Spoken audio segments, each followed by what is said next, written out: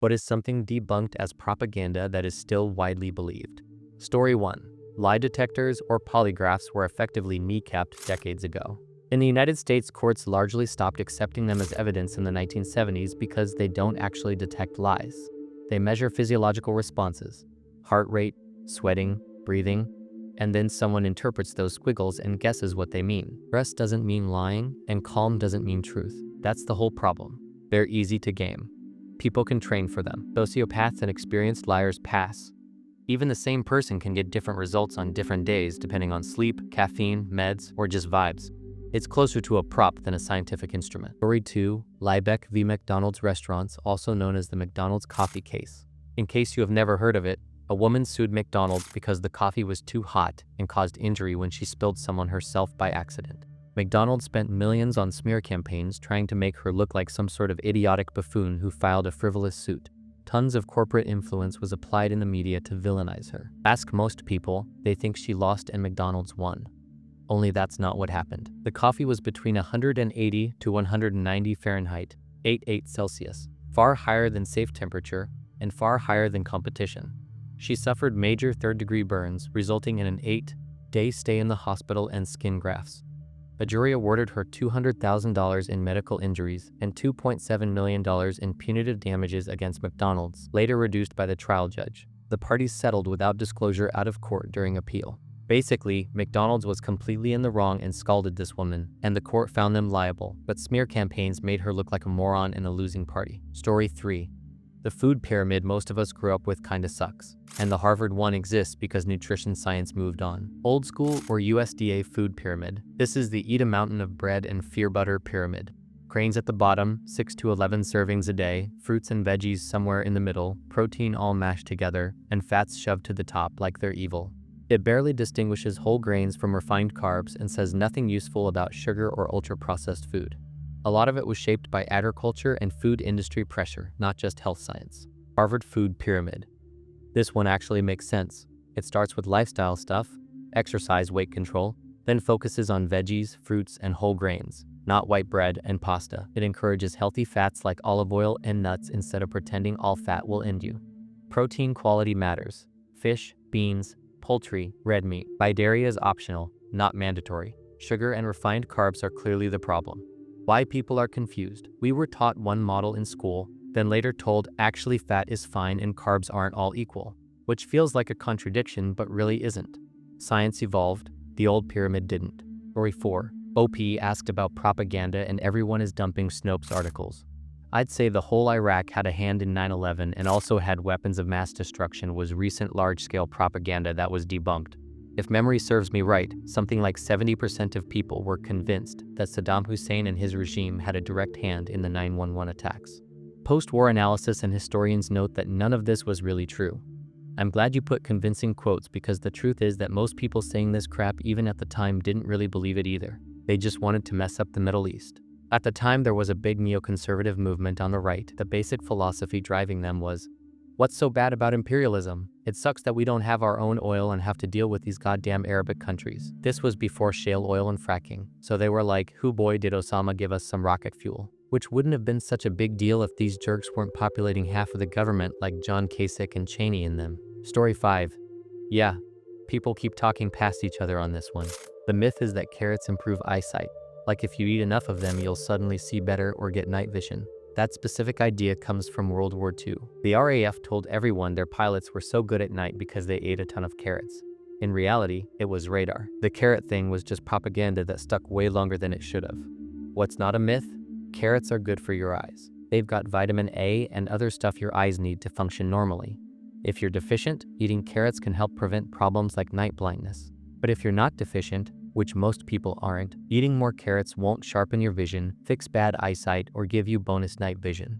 Your body doesn't bank extra vitamins and turn them into upgrades. Story 6, I wouldn't call it propaganda unless parents invented the lie to get children to leave spiders alone, in which case, well played. But there is a common myth that daddy long-legged spiders are incredibly venomous, but they can't bite humans because their fangs are too small. The reality is that they can bite people, but their bite isn't particularly dangerous at all. It's comparable to an ant bite. Depends on what you call a daddy long leg.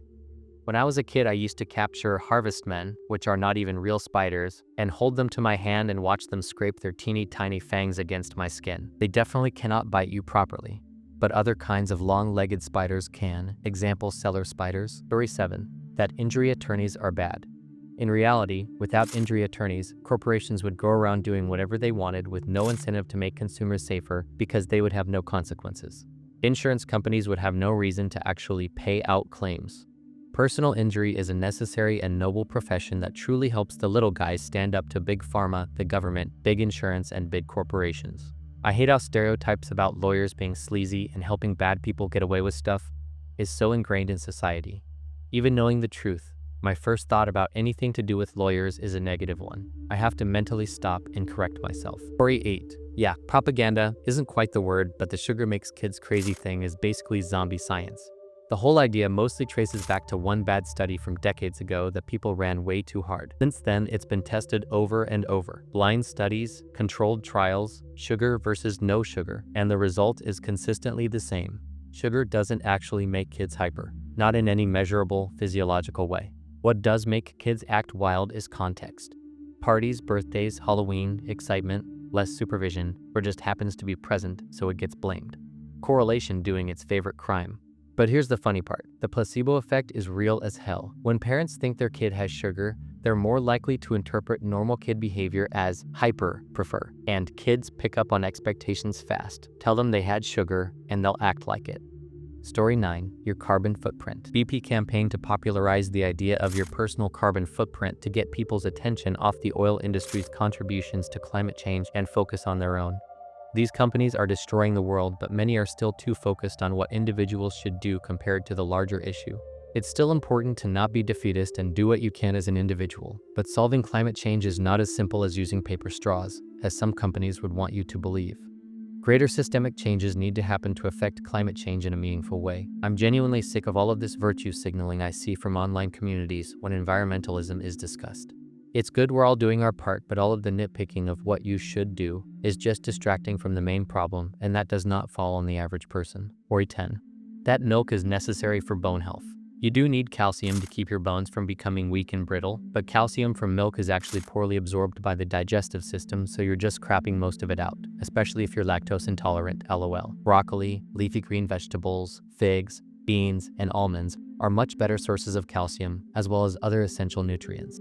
If I'm not mistaken, the Got Milk ad campaign started because the milk industry was dying. That's why early 2000s kids, and prob before that too, remember milk being everywhere and it being shoved in our faces because we needed it. Fast forward to now, non-dairy milks are more popular than ever, and the milk industry is hurting again. A new ad campaign came out, and it's focused on milk being a competitive sports drink now. Gonna need milk is their expression, and they've made claims like milk hydrates better than water. Story 11. The myth is that video games cause violence. That idea pops up every time there's a moral panic or a tragic event and people want a simple villain. Games are loud, visual, and easy to blame. What the research actually shows. There's no solid evidence that playing violent video games makes people more violent in real life. This has been studied for decades, across countries, cultures, and age groups. If games caused violence, places like Japan and South Korea, where gaming is huge, would be chaos zones. They aren't. What does happen is people confuse short-term excitement or aggression, like yelling at a screen, with long-term violent behavior. Those are not the same thing. Also worth noting, violent crime has generally gone down over the same decades. Video games exploded in popularity. That alone should have killed the argument, but vibes data, apparently. Games can reflect violence. They can be stressful. They can be unhealthy if someone's already struggling. But that's true of movies, sports, and literally anything intense. Story 12. The idea that black cats are evil or bad luck is pure medieval superstition. Witch hunts, plague paranoia, religious nonsense. Somehow it survived into the modern era, and black cats are still the least likely to be adopted from shelters because of it. Same cat, same personality, different coat color, worse odds. Shelters literally stop adopting out black cats near Halloween because people have hurt or killed them for rituals, pranks, or edgy bullcrap. It sounds fake until you realize rescues have policies for it because it's happened enough times. There's zero basis for the myth. Black cats aren't more aggressive, unlucky, or spooky. If anything, they're harder to photograph, which honestly might be doing half the damage in the Instagram era. The wild part is how casually people still repeat it like it's harmless folklore when it has real consequences for actual animals. Story 13. This one refuses to die, and I get why, but it's outdated.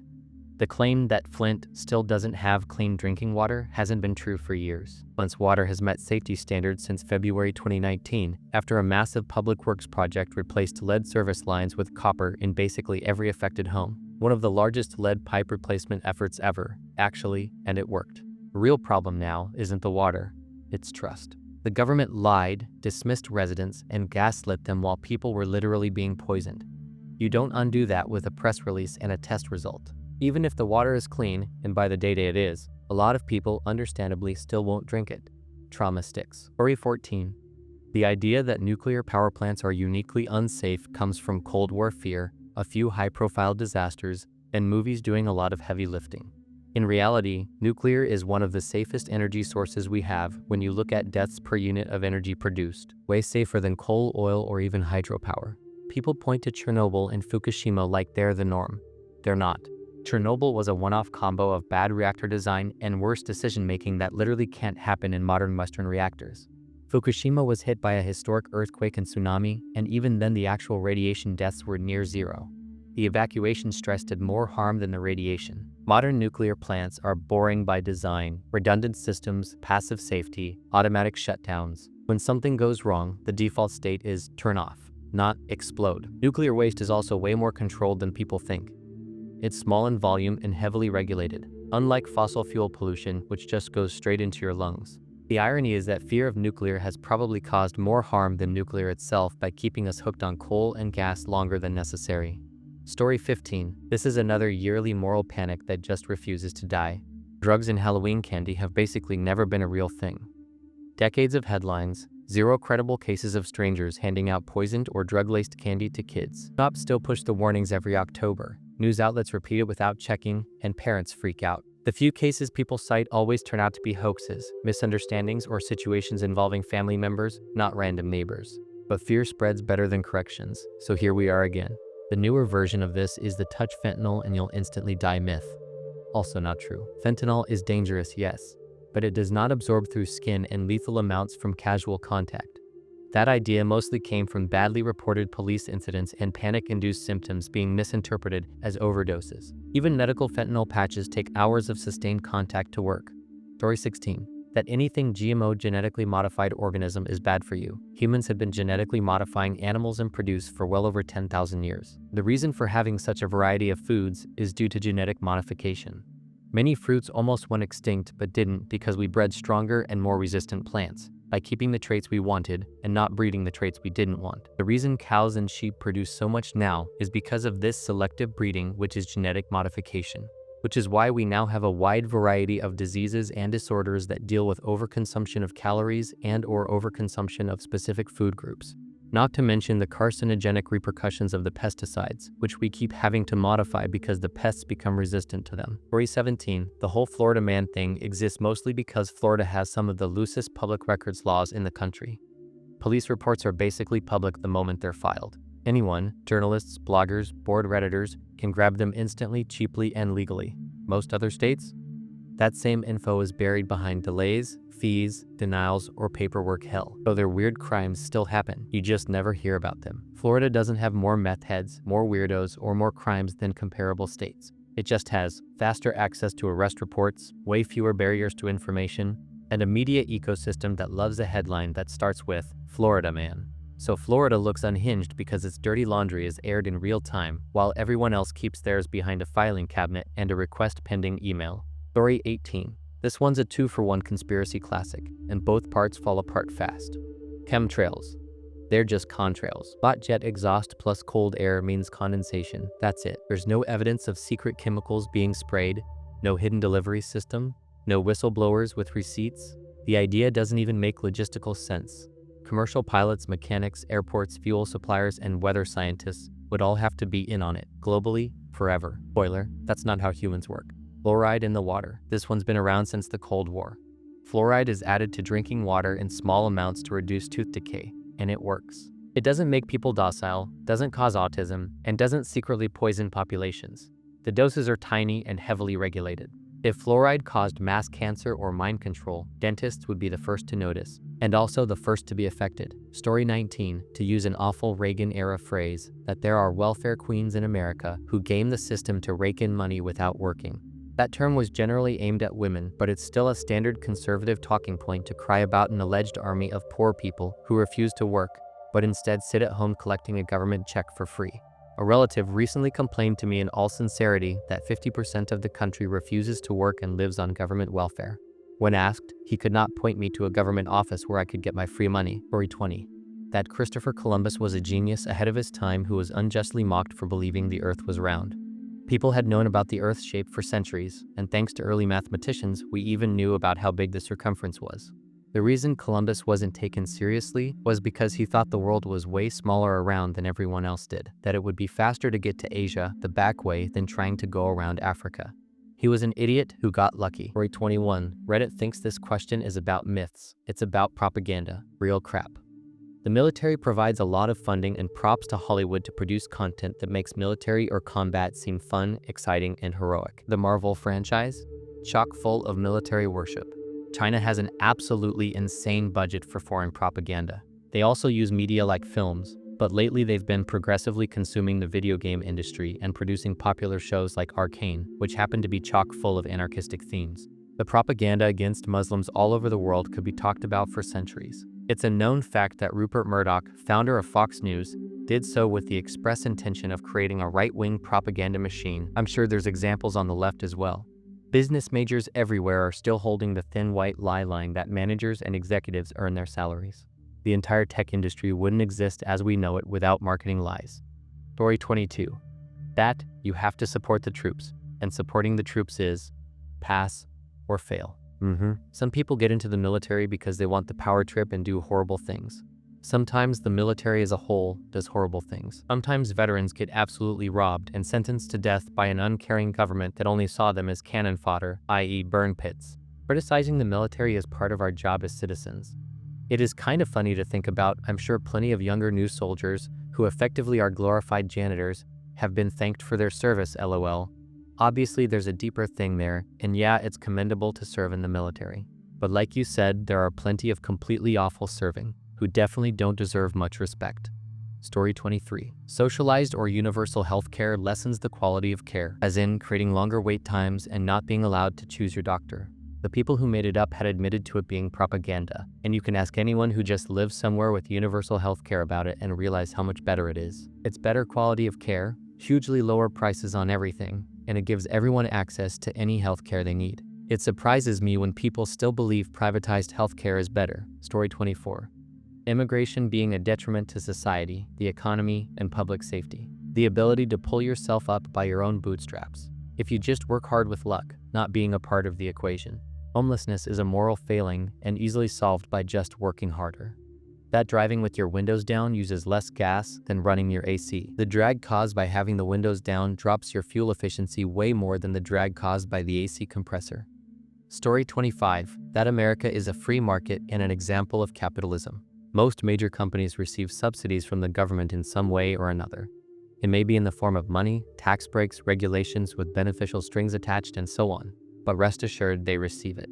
The money for said subsidies come from the taxpayer, the everyday working man. This means a couple things. Boycotting becomes much less effective, since the people who are boycotting are forced to pay for the company against their will or face punishment from the government in the form of bailouts. Companies can get away with paying people like crap and retaliating towards people working with unions. They can just claim losses and rob from the taxpayer without selling a thing. Then, to top it off, the government can use eminent domain to claim anything you own at any value they choose to assess it at, and then resell it to a company, all while you have to sit there and watch it happen. That is as much a state-controlled economy as over in Europe.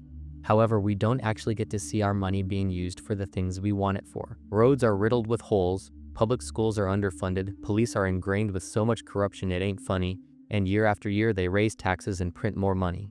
Story 26. By a million miles the most dangerous propaganda that many people believed and still believe to this day, despite pretty much the whole world's health and medics loudly stating that it is not true and never was, that vaccination, in particular the MMR vaccine, can cause autism. It most certainly cannot.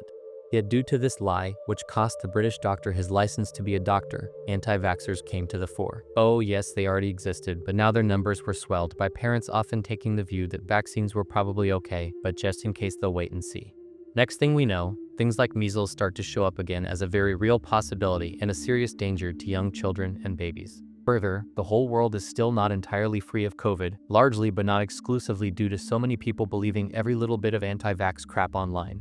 Whether it be that you will catch the virus yourself, or that you will fall ill from the vaccine, or that Microsoft are inserting micronanodes into you and the government can trace you, yeah, they really need to know exactly how boring your life really is. Thousands upon thousands, if not millions of us, are here enjoying a healthy life simply because our parents were vaccinated and they too had us vaccinated as children, or are missing the real deadly problems a flu outbreak can bring, 50+ million in 1918 to 1920. Vaccines are necessary.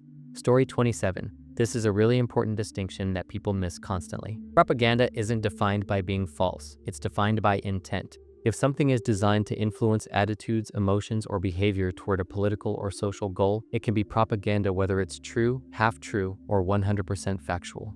People think calling something propaganda means that's a lie, but that's lazy thinking. Some of the best propaganda is completely accurate. It just selects certain facts, frames them emotionally, leaves out inconvenient context, repeats them until they feel inevitable. You can have propaganda that's technically flawless on the facts and still manipulative as hell. You can also have misinformation that isn't propaganda at all, just someone being wrong without an agenda. That's why, but it's true, isn't a defense. Truth doesn't cancel intent. Governments, companies, movements, and media outlets all use propaganda. Sometimes for bad reasons, sometimes for neutral ones, sometimes even for good ones. The danger is pretending propaganda only exists when the facts are fake. Story 28. Dropping atomic bombs was the only way to get Japan to surrender. There's literally documented discussions about the need to drop them ASAP so that Japan wouldn't formally surrender beforehand. The situation is way more complicated than that though. First of all, there were significant parts of Japanese leadership that were highly resistant to surrendering. Parts of US leadership believing that Japan might surrender does not mean that that was the situation in Japanese leadership. In fact, even after the second bomb, the discussions about whether or not to surrender were extensive, and many still believed they should fight on. In the end, they only surrendered because the emperor said so, showing the level of concern there was regarding the status and longevity of the emperor. Story 29. The biggest one is that the American justice system has some modicum of functionality. Over 50% of murders go unsolved. Of the ones where a conviction is secured, it is just that, a conviction, where a prosecutor simply has to convince a jury. Innocents go to jail all the time. Prosecutors often sit in exonerating evidence because all they want is a conviction. The truth is, in America, ending people and framing somebody is likely to work. Either the police will be so incompetent they don't even bust the guy you framed and leave it as unsolved, or they go out and arrest the guy you framed and convict him for the murder. The murder conviction rate where the actual murderer is convicted is pitifully small in America. Story 30. The BMI scale. It was flawed to start out with, never meant to be the benchmark of physical health it is today, and has only been proven worse over time. Accuracy depends on ethnic group, muscle mass, etc. And most damning, the brackets have changed numerous times in history because of pressure from the diet industry. If you don't believe me on the brackets shifting, on average, people in the slightly overweight category currently live about 5 years longer than people in the normal category. How is your weight slightly too high if you're living the longest? Doesn't that mean normal weight is actually slightly too low? And doctors still use it, prescribe based on it, and refuse surgeries based on it? Story 31. The demonization of opposing political views and parties. That you are with one political party or the other, there is no room in between. We alienate people so easily because we may disagree on one or more issues. We can agree to disagree. I can be friends with people with opposing views as me. We don't have to be tearing each other down over our beliefs, nor do we have to be best of friends because of them. Nobody is inherently bad for having different belief systems and values. We keep acting like it's the case, and admittedly political parties feed upon this and increase the violence and hatred between us. They use our ignorance, pride, and stubbornness to make the gaps wider and sell to us a scary story of the other. Demonize all you want, but do it yourself, not because everyone else and someone else is telling you that it's the case. Story 32. Diamonds aren't actually scarce. They're one of the most common gemstones in the world.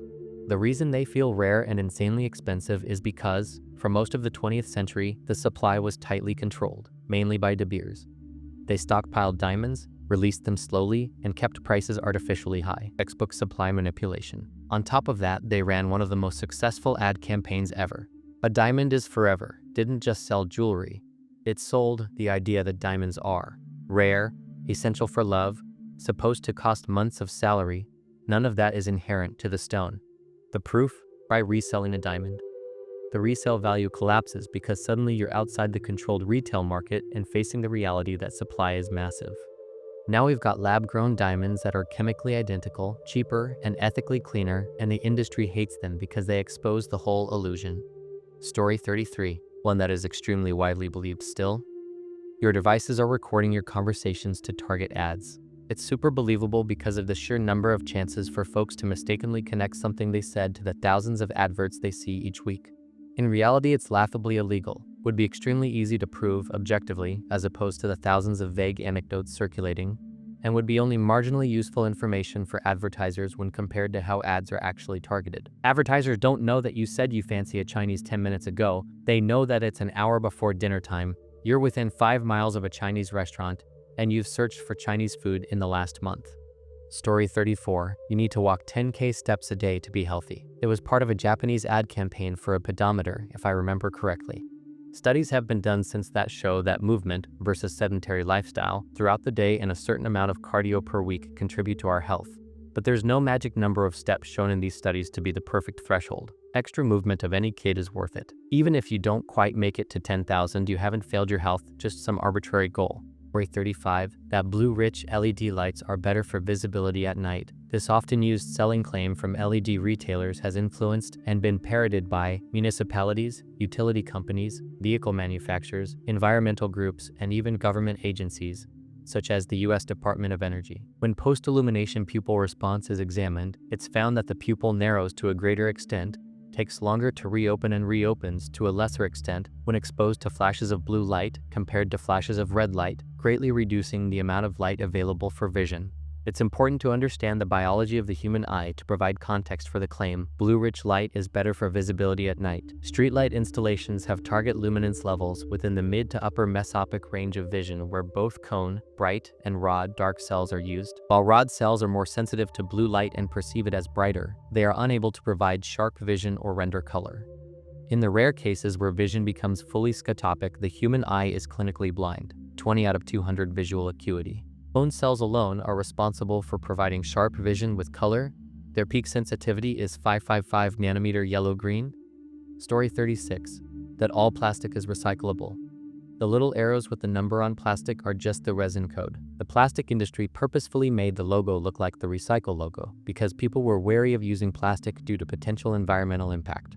Surprise, their propaganda worked. Most cities, in the US anyways, only have the facilities to recycle 1 and 2.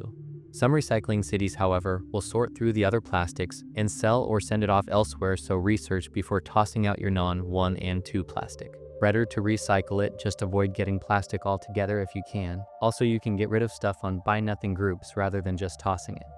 Someone will want your junk, especially if it's free.